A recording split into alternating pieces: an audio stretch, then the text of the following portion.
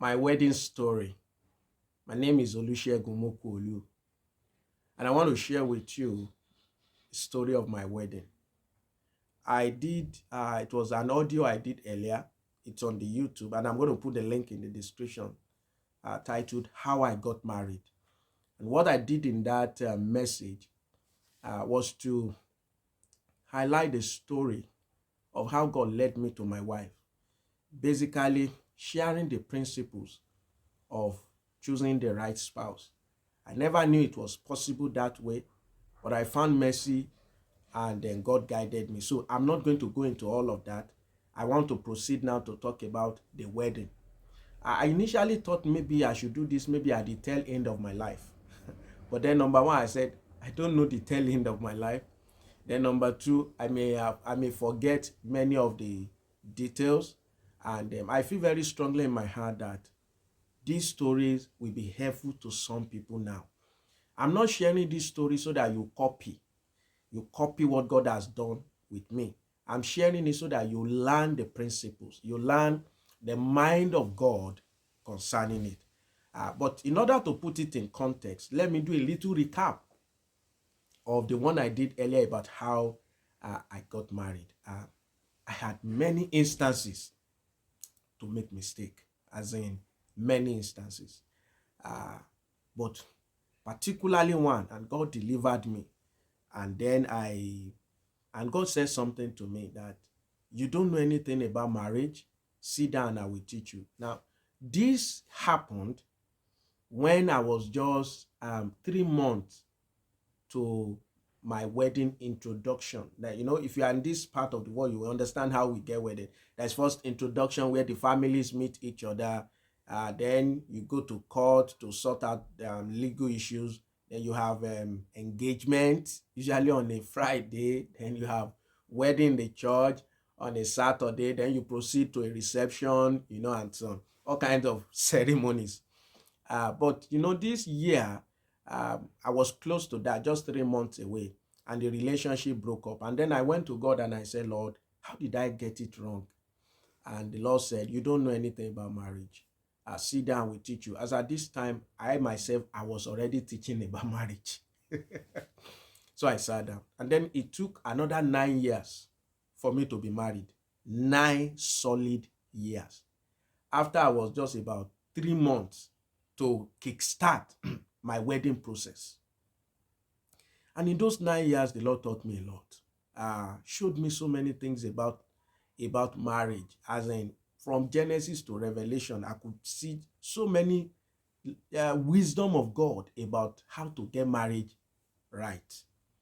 Eventually, but I must stress this, that you see, eventually it was mercy that prevailed, because even though I learned so much, I discovered that without still the mercy of God, I would still have made a mess of it. But eventually the mercy of God prevailed. I was so determined at a point. I said, Lord, if I don't find your will for my life, I'm going to remain unmarried. By the way, I got married at 36. So I said, I'm going to remain unmarried. And I remember the day I said that thing, on a Tuesday or so, I was driving in the city where I live, and I just heard the Holy Spirit. I didn't hear an audible voice. It was in my heart saying that my wife's name will be this. She's going to be in this profession, and she'll be attending this church. And a picture came to my heart. And I remember in the vehicle I was arguing, and I said, no, Lord, I don't want a medical doctor, because he said she will be a medical doctor. I said, I'm going to be busy for you. I also don't want to have a busy wife. He said, that's what you need, and that's what you're going to have. And then on a Thursday, for the first time, was it Thursday? Yes, I was doing something in the office, and I reviewed that thing on Friday morning. And for the first time, I met my wife, I think on Facebook. It's a long story. I've shared it in the other video, so I'm just summarizing so that I can quickly go into the new thing I want to share. And then we started talking. And then on a Sunday, the Sunday I went to visit her, to meet her physically. So on a Tuesday, God told me about my wife. Then on the Sunday, that's Sunday, I'm meeting her for the first time. And it was the name God told me. She was a medical student then. And she was attending the church that God said she'll be attending. But I went back home. I said, Lord, show me from scriptures. God was again gracious, as in he revealed to me again from the scriptures, because I couldn't believe it. I said, let me share this, because I said, Lord, show me from scripture. And he asked me that day to open to Genesis 24. And I opened to Genesis 24. And said I should keep reading. I kept reading. I'm familiar with this story. I can't say anything. But I kept on reading until I got to one verse. And that verse came out, literally jumped out of the scriptures. And I knew I was on the right path. And many times in the course of our courtship, we courted for 4 years. Many times in the course of our courtship, I kept on asking God, is this the person? Because there'll be time I will have doubt. I'll say something, I'm like, no, this can't be my wife. And then I'll go back to God. He will confirm clearly again that is your wife. Okay? And I was so determined that, I don't want to marry by my own brain. I want to marry somebody that God has chosen for me. I had read in Genesis that the servant said, let her be the one you have appointed. So I wasn't going with all of this worldly concept. I know that was somebody appointed from, because God called me. He saved me to do a work. And so he's the one who has the work. He will know the right kind of person to partner, to join me together, to do that work. It's not about me. It's not my choice, really. And I was happy. I didn't care what anybody was teaching. I just know that, God, whatever you choose is best for me. I will be happy with whatever you choose for me. And I can tell you, it's been some years we've been married now, that every day I see why God chose my wife for me. As in, I'm not regretting that I married her. I keep seeing reason every day why she had to be my wife. And I'm now seeing that all others whom I thought could have been my wife, they could not have actually been my wife. She just kept turning out to be the right person all the time. Anyway, so I remember telling my wife, now this is how I approached my wife. I'm not recommending what I did. I'm telling you so that you can understand the principles of God, the mind of God, and so that it can guide you, it can help you also. So I remember I said to her, God has called me to suffer for him. Will you join me to suffer for the name of Christ? That was my proposal. I didn't say I love you, I miss you, all of those. No. I didn't say all of that. And the reason was very clear. I didn't want to start on an emotional level. And I want us to see reality, to see fact, to see truth, that this is what God is calling this marriage into. I'm not a man that I'm saying, oh, come, I will take care of you, I will take you all over the world. No. I'm a man that I want to serve God, and you will serve God with me. Will you serve God with me? And that has some consequence. We may have to suffer. I remember telling her, I may never build a house, and it won't be a problem to me. Hope it won't be a problem to you. That even if we don't have a car, it's not going to be an issue to me. Although at that time I have a small car that God has blessed me with. And even as at the time I'm doing this video, that's still the car that we have. And but I said all of those things because I want her to know what she was entering into. I didn't want to give her false hope. Oh, you are going to marry a man that is going to take you all over the place. You are going to have good life. No. I myself, I don't even know how God will lead me, where I'm going to end up in life and so on. I just know that I'm in his hands. So the best you two can do is to come and join me in his hands so that we go together. And of course, she said yes, okay? My wife said she also had experience that somebody like me was coming and so on. So, well, I don't know how she processed her own, but at least I know how I processed my own. Maybe one day she can share about her own, but I know how I processed mine. And then we started courtship. We don't know when we were going to get married. But I know that I want her to be done with school. At least that's the minimum. She must actually be done with school. She was in medical school. Then she had to be done with school. Now, in the 4 years that we courted, I was very real with the woman I was going to marry. Because I noticed that a lot of people, you present your best in courtship. You basically pretend, or you just get carried away and you feel that's the best way to impress this person. I wasn't trying to impress my own wife. I was very blunt all through. In fact, I used to joke with her and say, since we got married, has there been any character trait in me that you could say, oh, I wasn't like this when we were courting, but now look at it. And she would keep quiet. And I said, see, you won't find by God's grace, because sincerely, I was very honest. As in, I lived a very open courtship. I remember at that time, as soon as she said yes, I gave her all the password to my social media account. I was leading her by example. This is the way to go. There's nothing to hide. So I gave her all the password to my social media account. Then she wasn't working, I was working. When I received salary, she will receive the alert, the same amount. And then I will ask her, how do you want us to spend it? And that was how we started at courtship level. I said, see, anything I own belongs to you. Anything you own belongs to me. So even though now I'm the one working, you are not working, it doesn't change the principle. Let's start practicing it now, so that when we marry, we will get used to it. And thank God we did that, because the Bible said the love of money is the root of all evil. People can tell you they love you, but most people love money more than human being. The average person you see out there loves money more than human being. That's why they can share their body with you, but they can't share their money with you. You are both having sex together, but when it comes to money, you don't see eyeball to eyeball. People love money more than human beings. So the issue of money, you must sort it out carefully. I'm always wondering why people never discuss issue of money when they want to get married. How are we going to spend money? A lady that doesn't have a job, you are marrying her, and then that lady gets pregnant, she's at home. You are now the only one that has money as a man, and that lady, now you don't discuss all of these things. You didn't ask, okay, so if I'm home and you are working, how are we going to live? All of those things. So before you know it, the man will start manipulating you, because he's the one that has money, and he puts you in a very tight and difficult corner. So when you want to get married, discuss all of these things. You are going to be spending money every day in marriage, every single day, everything, because you are going to be eating every day. You are going to have electricity, water, bills. You are going to deal with all kinds of issues that has to do with money. So you've got to discuss all of these things and put a system in place that you are going to use to run it. What I see a lot of people do is that they get so carried away. Love, sex. All the issues they should sort out, they should look into, they are not doing it. And when they get married, they run into all kinds of problems. God helped us to sort those things out. But then, don't let me give you this impression that, oh, maybe I'm just this hard brother that I wasn't romantic, I wasn't nice, and so it's not so. In fact, I would have loved my wife to share this so that you don't hear it from my mouth.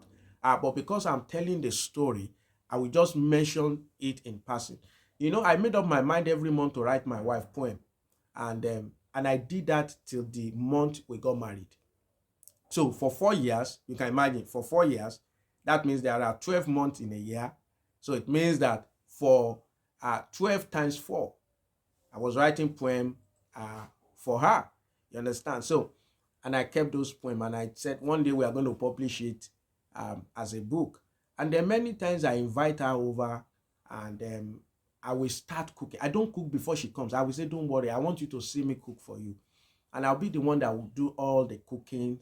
And I'll buy so many things. I say, just relax. I just want you to come and enjoy. Just come visit me today, enjoy.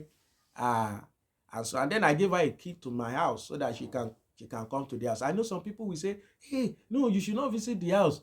She should not come and see you. She should not come on, I tell people, I say, see, if at the age you want to marry and you have been born again, and you still need people to come and sit down with you so that you will not fornicate, then you don't know what you are doing. Okay, but whatever thing you will keep you away from sin, please go ahead and do it. I'm just sharing our own story, So I did that. Visit her, so many things, but I don't want to go into that. So it wasn't just all seriousness, prayer, and when you see those poems, I titled it Songs of Shegun. There is Songs of Solomon. And because my name is Olusegun, which you can call in short Shegun, so I just titled it Songs of Shegun. So I was writing Songs of Shegun to her, learning from the master himself, Brother Solomon. And by God's grace, one day, we are going to publish that story. Some people say, but it's just story between the two of you. Yes, that was how Solomon own was too, and then God put it on the pages of Scripture. So we are going to put our own out, if God permits, by the grace of God. Okay, now so we had courtship for 4 years. So we had days of ups and downs. We had days we disagreed. We had days we were not happy with one another, you know. And I'm like, see, let's face it head on. Let's sit down. This is not right. Why is this like this? Let's do this like this. So it was a very honest. It's not a time when we were just trying to, well, my own part, I can speak for myself. When we were trying to pretend and be nice to anybody. And I wasn't afraid for her to leave me. Many people are afraid that they will lose their spouse in courtship. So you tolerate things you don't want to tolerate. I wasn't afraid. I was ready that if she's going to leave, she should leave. But we are not going to compromise. We are not going to keep the courtship together in compromise. You know, we're very honest. But if it was God, he would definitely sustain us. And he did. Anyway, she graduated from medical school, went for housemanship, and then for the compulsory national youth service. So the time comes for us to get wedded. So I remember I had to tell my wife. I was the one that forced my wife. I go and ask her. I said, take me to your parents. I don't know, she was reluctant. I said, take me to your parents. I want to meet your parents. So eventually she took me to her parents. I met them, greeted them. I said, this is the right thing to do. I wasn't doing something secret with you. I want everybody to know. I took her to my own parents too. She met my dad, my mom, my siblings, my sisters, and everything. In fact, they were already calling her. We were not yet wedded though. They already know her. So everybody they were already describing her as Brother Shegun's wife, even before we got married. It's not a secret. I want God to marry her, so why are we hiding anything?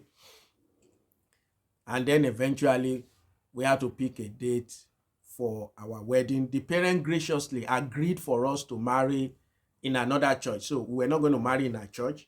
We were not going to marry in my church. And guess what? That church happened again to be the church I had prayed that I want to get wedded. And God, you know, God also sometimes has a sense of humor. Anyway, he created us to have sense of humor. So what do you expect? So I was grateful to God that, and the date, I wrote the date I wished to get married, and I prayed about it.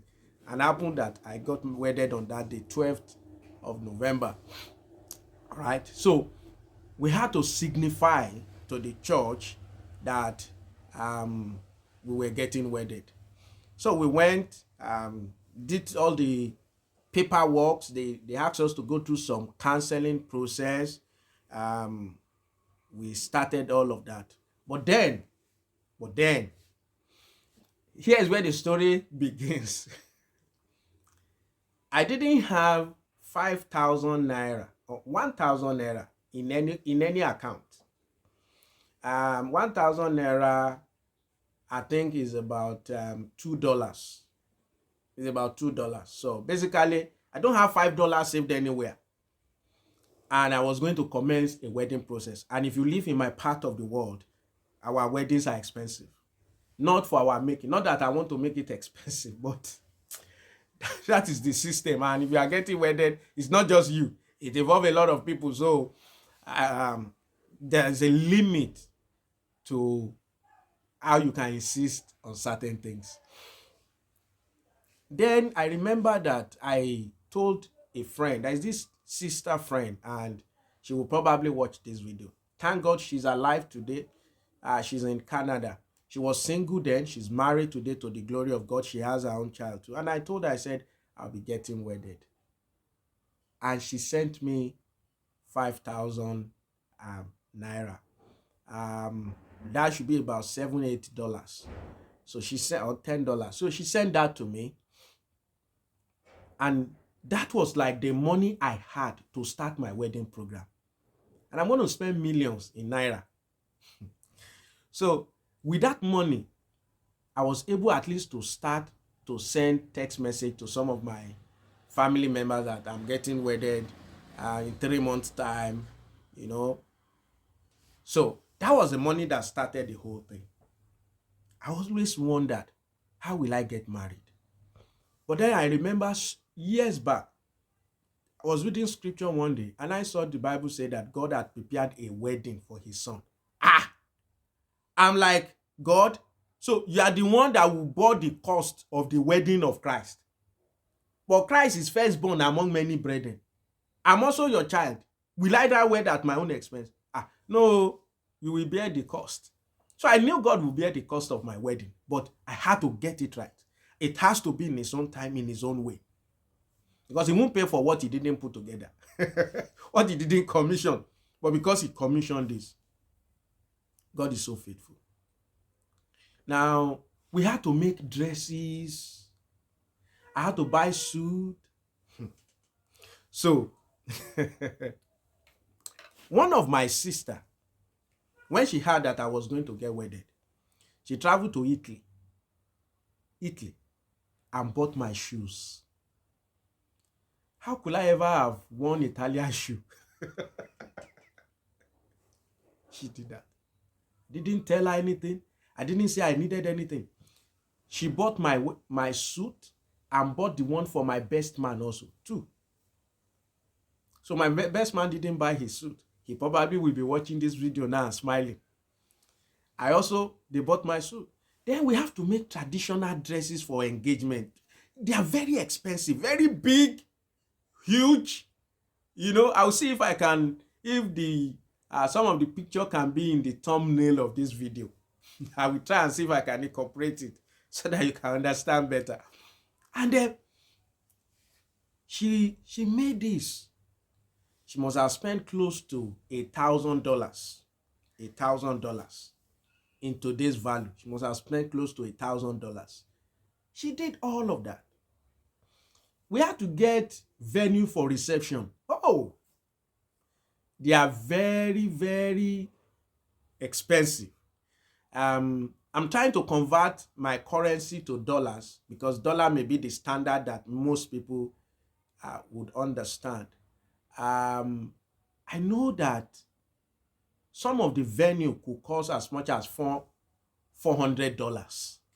Okay, $400, $300. Some even as much as $1,000 venue to have wedding reception. I kept saying, Lord, how will I find this? I don't have savings. I've been working for how many years now? I've been working for about 6 years in a federal establishment. Some of us, our path in life is just strange because, I don't know, God doesn't just allow us to accumulate money. That's the best way I can put it. I wasn't wasteful. If you come to my house, you wouldn't see anything. Nothing. It wasn't that I was extravagant and so on and, anyway. So, one of my sisters, again, she sent that money. As in, a brother called me and he said, sister so and so I sent money and said I should send it to you. That was the money I used to pay for the reception.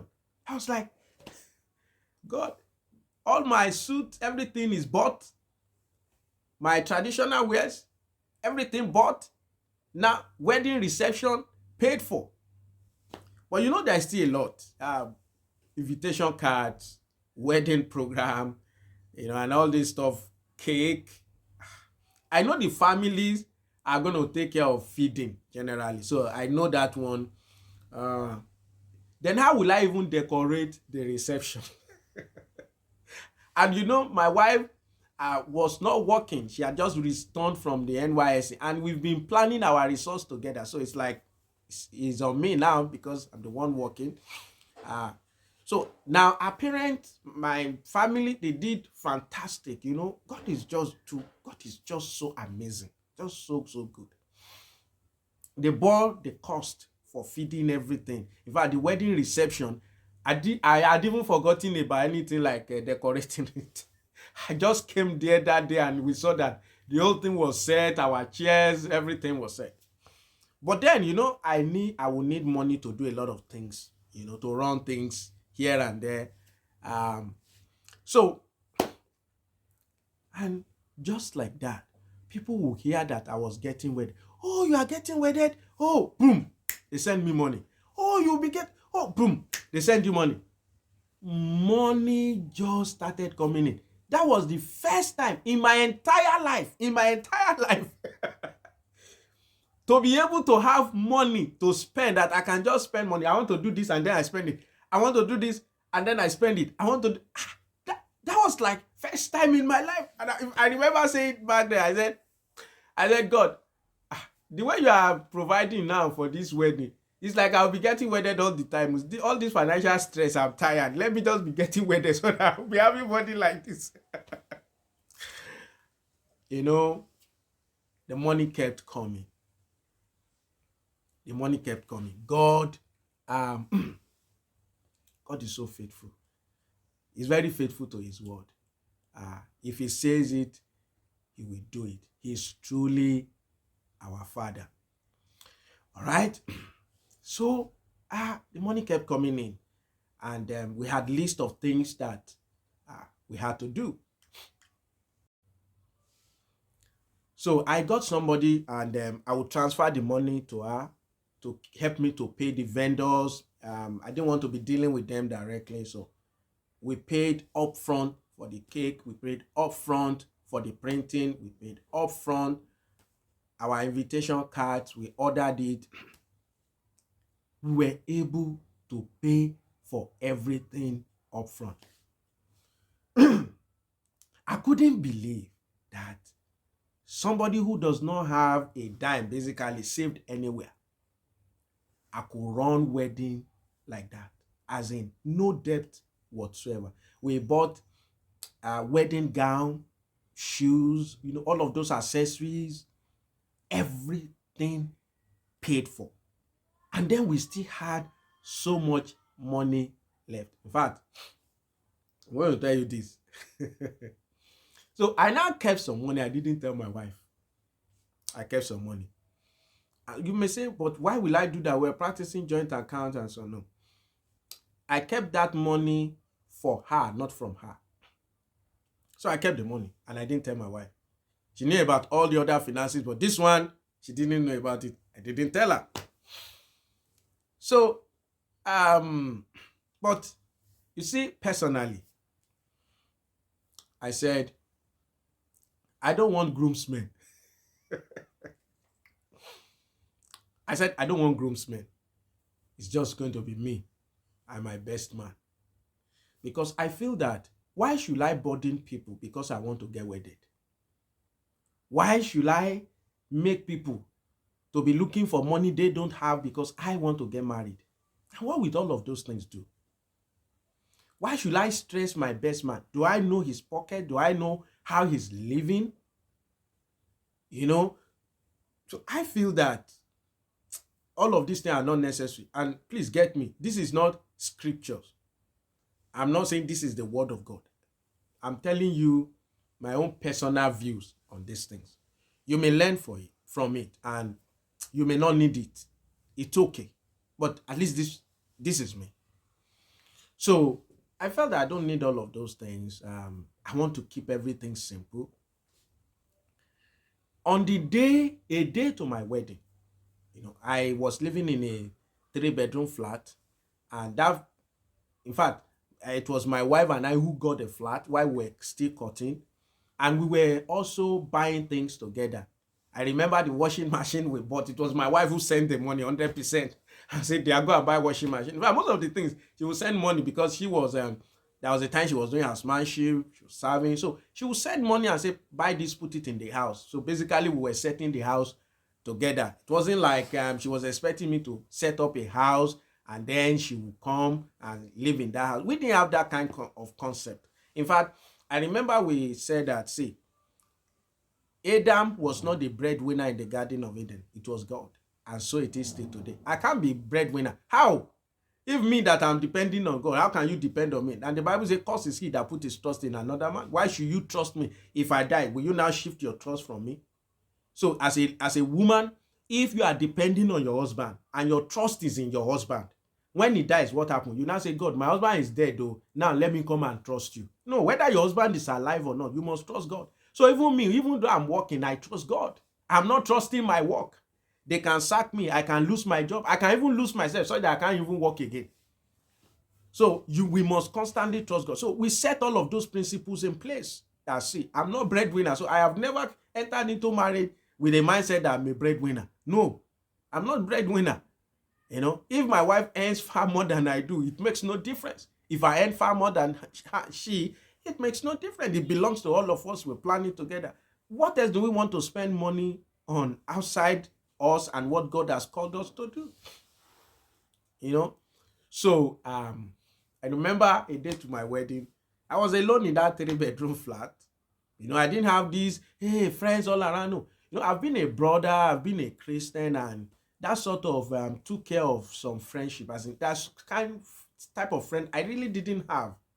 To really be my close friend to some level, we have to share the same mind of Christ. I had friends. I have even friends outside of the faith, but still somehow I was a lone ranger. So I slept alone, and on the wedding day, I woke up alone. I remember I prayed. I was overwhelmed with the fact that I'm starting that day single. I will end that day married. I was really overwhelmed. But I prayed, and then I went to the sitting room. I on the TV. I can remember I was watching Channels TV. We are not in Nigerian. Channels TV is our main news channel. So I was watching Channels TV, and then I cooked Indomie noodles. And I sat down, took it, and I was watching. And then I just look at the time like, oh, let me go and get dressed. I'm going for a wedding today. Hello. I know my wife, they were in an hotel doing all kind of shootings, her best lady, they were doing that. But I was just alone in my place, alone. Family members that came around, they were in other places. They were with my brothers, but I was alone. So I took my bath, I dressed myself. Then when I got out, thank God for Brother Shiu, my neighbor. I'm sure he will see this video too. So when I got, I said, Uncle Shegun, you are going? I said, yes now. I said, no. No flower. No, let me put something. So he went inside and brought one flower, something, and put it. So if you look at my wedding picture and see that flower, it was Sheun Kolade who did that, who gave me that fact. And that turns out to be the only difference between my dressing and my best friend's dressing. Because we were wearing the same suit, the same white, the same tie. I didn't feel there was a need for my own dress to be anything. But, he gave me that, and it made a lot of difference. And I'm so grateful to him. He's a wonderful brother. As I'm doing this video, he's currently in Israel with his wife and a daughter. God bless him so much for me. And I took my car under Accord. We call it Baby Boy here. That car was made in 1998. We got it in 2011, November 2011. So you can imagine how many years after they made the car. But that's my car. So, and I'm grateful to God for giving me that car. So I entered my car, then I drove to where families were to greet them, thank them for coming and so on. And then I told my eldest brother who has basically become my dad, and my biological dad too was around, but my brother is more than a dad. He's my mentor, he's my brother, he's my friend, he's my dad, and the wife. They basically gave me the platform I have in life today. In fact, they bought a lot of things when it comes to our wedding. As in, they really stood there for me. God bless them. My life has been a product of many people's kindness, and above all, God's graciousness. I'm so grateful. I can't thank all of them. Like my sisters, I can't thank all of them. My sister who bought my dress and everything, how will I thank her? As in, she literally gave everything to me. It wasn't that she was comfortable, but she gave everything to me, and I'm deeply grateful. My dad was very old. He's still alive today by the grace of God. He's 90.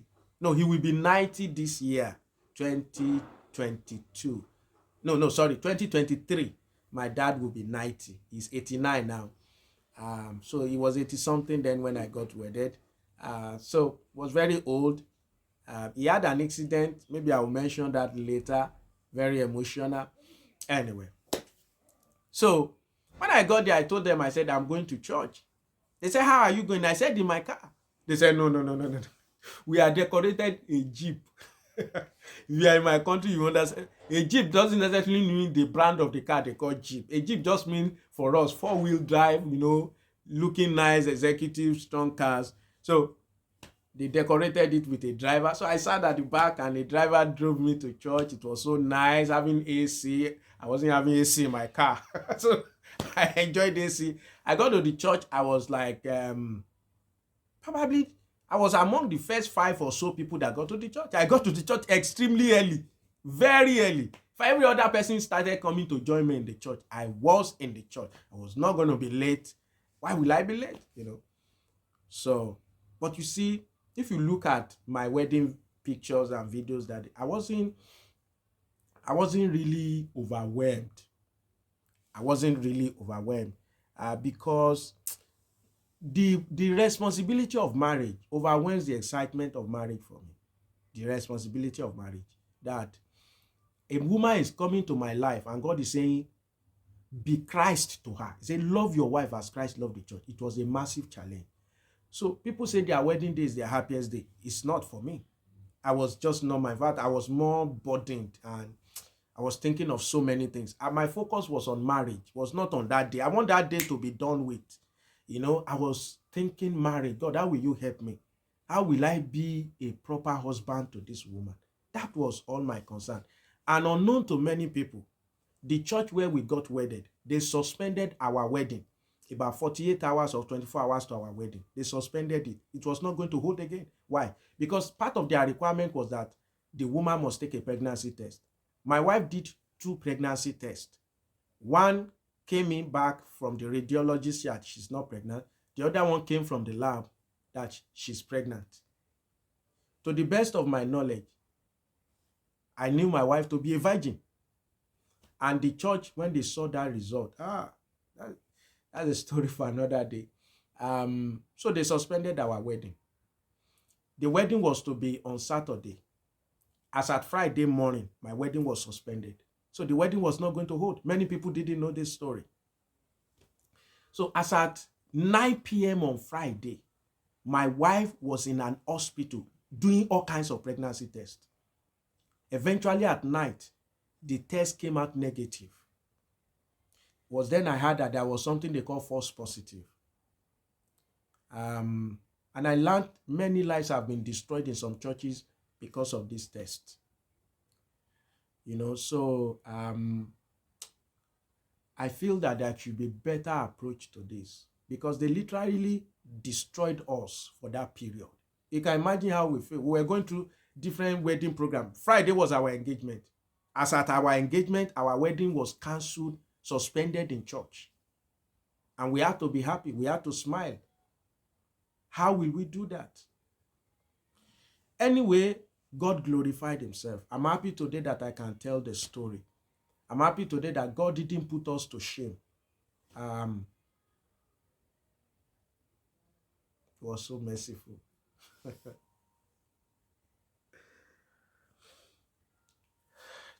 was a tough time. It was one of the most difficult moments of my life. I had been preaching against sin. I had been preaching people to live right. And here is my wedding suspended. That my wife is pregnant. I was devastated.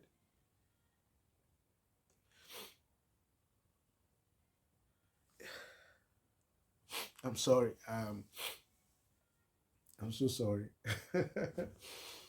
I'm so sorry. I'm so sorry. I'm so sorry. Anyway, so God showed mercy. Eventually, all the tests came out negative, and the wedding was restored. So we had the wedding. So during the wedding, everything pretty just went as planned. We said all the things we needed to say. We signed all the papers. They prayed. I saw so many family members that has been long. I saw them. People are so kind. People came from different part of the country, different part of the world. I'm somebody that I don't attend weddings, to be honest, but a lot of people came to my weddings. I'm forever grateful. I can never thank any one of them enough. I'm forever grateful that they honored God. They did all of that for us. I'm so grateful. They gave me a lot of envelopes. I had my pocket just filled with envelopes, money here and there. Don't forget I kept some money I didn't tell my wife. I'm coming back to that. So from the church, we went to reception. When we got to reception, I'm not somebody that attends ceremony. So I was already tired. Even for my own wedding, I was tired. I just wanted us to get done with this thing and leave the place. But before we could go into the reception ground, my wife said, let's go and take pictures. I'm like, we've had enough pictures. He said, no, that the fiancé to her younger sister is a world-class professional photographer. I said, I'm tired. After a while, I said, let me just listen to her. Today's our first day together. So I listened to her. We went, we took that picture. Let me tell you, most of the pictures I was relying on that, we've taken enough pictures, they were bad. The photographer I paid did a very terrible job. It was that picture that I eventually accepted to take. That was a picture that came out lovely. And I think that one of the pictures will be on the thumbnail of this video. So when you saw the video, one of the pictures there is actually the picture taken by this photographer. Very professional. We've not even had time to edit many of those pictures till now that I'm speaking to you. So I had to learn my first lesson to listen to my wife. Then we went into the reception. Everything went smoothly. We went back to the hotel. Okay, we went back to her hotel. And I didn't want to stay in the hotel again. I want us to go back to our house, but I said, okay, let's spend the night because they've paid for it. So we spent the night in the hotel. And then from the hotel, no. Okay, when we got to the hotel, we drove, we had a driver. They gave me a vehicle that was carrying us, that carried my wife and I now. So I returned the vehicle back that day, that same day, right? From reception, we just went to pick something in the hotel. And then we went back to the family house. We dropped the vehicle. And then I picked my own small car. Because that's the one God has blessed us with. That's the one I want to carry my wife in. So we took that vehicle. So we slept in the hotel day one. Then day two, I said, let's leave this hotel. Let's go back home. So we went home. But we had electricity challenge, generator and so on. So we said, okay, let's sleep in another good hotel nearby. So the second day also, we slept in a good hotel. I had to also listen to her. Then, we came back home. So the third day, we're already back home. People said we should go for honeymoon. They gave us money to go for honeymoon. Then I sat my wife down and I said, see, we are not in that financial state where we will just go and spend so much money in 3-5 days. We are not in that financial state. We will come back and suffer. I said, please, as the Lord liveth,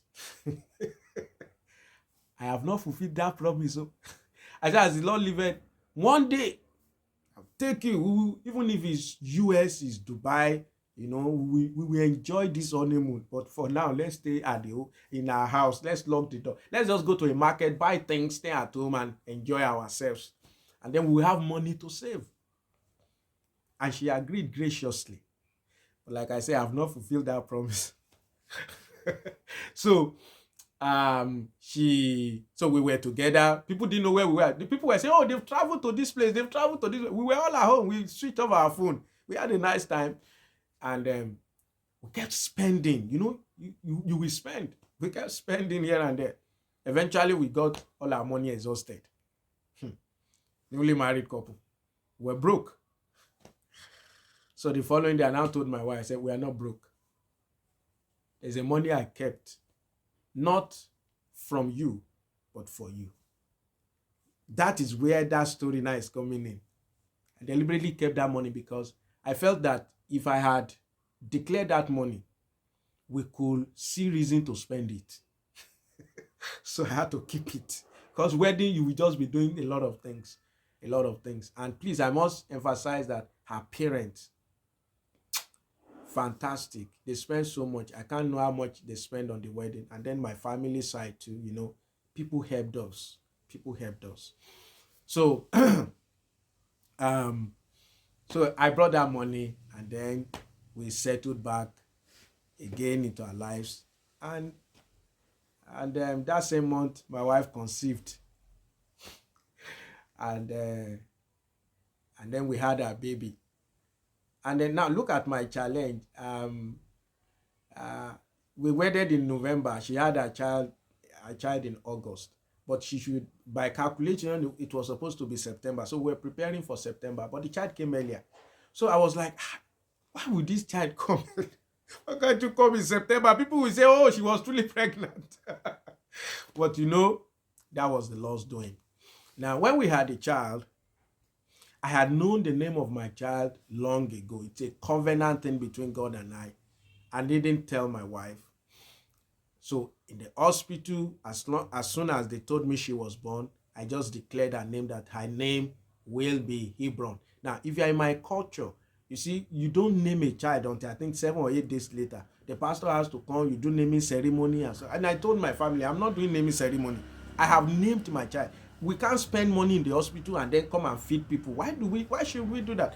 No, I'm not an establishment guy. I'm somebody that goes against the norms. I just feel that Bible is my culture. The kingdom of God is where I belong. And whatever I deem fit is what I do. I'm not just going to unnecessarily subject myself to traditions. Okay? I'm not going to subject myself to traditions. So I wasn't going to do what they call naming. So when people ask me, you have a child? I say, yes, her name is Hebron. They say, you've done the naming ceremony? I say, yes, I've declared her name. Then my brother, so wise, he came to me and he squeezed some money into my hand. When I saw the money, I said, all right, no problem. I will invite a pastor. And that was the day we were to traditionally name her. So they came very early in the morning. I think 6 a.m. I said 6 a.m. By 7, we want to be done. So they came, and I was the one who still eventually named her. I carried her and then did the naming ceremony. At a point, I was overwhelmed. I was crying. I couldn't believe I'm married. I have a child. Everything just looked so fast. I was this guy praying in my room, crying many times. Oh God, Lord, what will you do with my life? Where am I going? What's your direction for my life? And then suddenly I'm married. Suddenly I have a child. Everything was happening so fast. From my days of weeping, crying, and so on, everything was just happening so fast. I was overwhelmed. Now, after the wedding, I'm going back a little. After the wedding on Saturday, we will also do Thanksgiving on Sunday. I have always wondered why couples who wedded on Saturday will come late for church service on Sunday. And when I raise it, people will tell me that it's because you are not married. You can't understand it. So I was hoping to understand it. Now, my church will have Sunday school 8:30 to 9:30, and then service starts 9:30. I'm a Sunday school teacher. So normally I would teach between 8:30 and 9:30. I know they were not expecting me to teach. I just got married. But guess what? My wife and I were probably among the first 3 persons that arrived church that day for Sunday school, not for service. And when the time came for Sunday school, because I was the head of the adult Sunday school, I conducted it, and I went to my own class and I taught.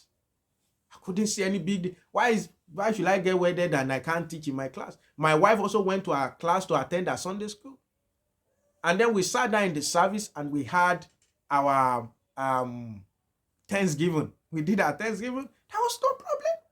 Why must we come late? I can't understand it. I can't understand it. Anyway, God helped us. God helped us. In the course of the Thanksgiving service, the families, we were all seated together. My dad was seated close to my eldest brother, Professor Olusegun Mokuolu. And then my dad collapsed during the service. It's like my dad was dying. Thank God he sat by my brother who knew what to do. So they raised his leg.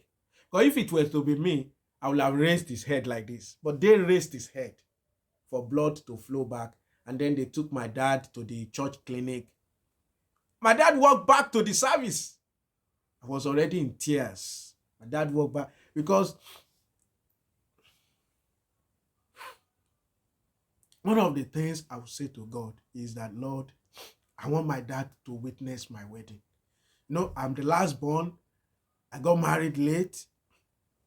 And I always tell God, please, I want my dad to witness my wedding. And God did that. God did that. And this is 2022 December. My dad is still alive. What else can I say? I have found mercy. I have found grace. And that episode went by. And of course, everybody went back to their various destinations, and we kick-started our marriage. I have shared this story, hoping that you will find the principles of God in this story. It's not a perfect story. It is the story of the help of God. It is the story of the mercy of God. God is not going to work exactly like that in your life, or he may not work exactly like that in your life, but he will certainly work in your life based on the established principles of the Word of God. So what I have explained are just his principles. He provides, he guides, he leads, he helps, but you must yield yourself to him. I had reached a point for me then that my life all for Jesus, everything for Jesus. I see him as my father, as my everything. I knew he was going to take care of everything. And he has been faithful even till today that I'm sharing this video. We have received the help of God. If our marriage has been a blessing to the nations or to anybody, it is the mercy of God that we have received. It's not that, oh, maybe we know how to do it. It is just the mercy of God. And I continue to plead for the mercy of God to help us. And I pray for you also that his mercy will help you. The mercy of God will speak for you. I know it's been a sort of long story, even though it's still a summary, but I just hope that in it you will find your lesson. In it you will find one thing that will be useful to you. May not be everything, but you may find one or two things here and there that will be useful to you. If that is done, then that is the essence. Now, the owner of this story is God himself. It's not me. I'm telling a story of God's faithfulness. I'm not telling you a story of our perfect life. It is a story of God's faithfulness. God is the author of this story, is the producer of this story, is the director of this story. This story is written and produced by the Lord God Almighty. We were only the actors he has chosen to cast in this wonderful story of love. We look forward to many years together, but more importantly, we look forward to many years of serving God and simply fulfilling his purpose. I always remind my wife that God brought us together to serve him. We didn't come together to enjoy, to have children. No, he brought us together to serve him. That we must keep in focus. So the focus of the marriage is on serving the Lord. Oh, my wife has been wonderful. If I want to do a video to talk about my wife, that will need to be a completely different video. But she's been a wonderful woman. Like me, she's not perfect. I'm also not perfect. But my wife has been a wonderful wife. She serves my food with special plates. If I just whisper that, oh, I wish to eat this, I can almost tell you that will be my next meal. So sometimes I'm even afraid to express food that I wish to eat, because my wife will go out of her way to do it, and I don't like her being stressed. I don't like her being stressed, but she's been wonderful. She does these things joyfully, willingly. She takes care of me and our daughter as if we are babies. She used to say that she has 2 babies in the house, and that is a reality. And then she's a doctor, and her medical profession, oh, it has helped me. It has helped me a lot. Either I say I don't want a doctor, now I'm like, it's good to marry a doctor. I thank God that we can love. That love belongs to God. May the Lord bless you. And I pray if you are single, I pray that God will guide you. We have a free marriage course. Please see the details in the description below. You can apply. It will help you. It will guide you on how to marry right.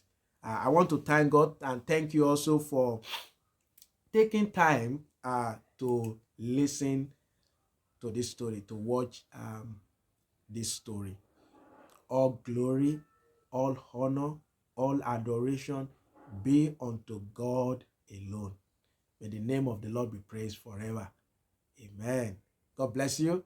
And once again, Olusegun Mokuolu. My wife is Anne Olubunmi Mokuolu, and our daughter is Hebron Mokuolu. God bless you.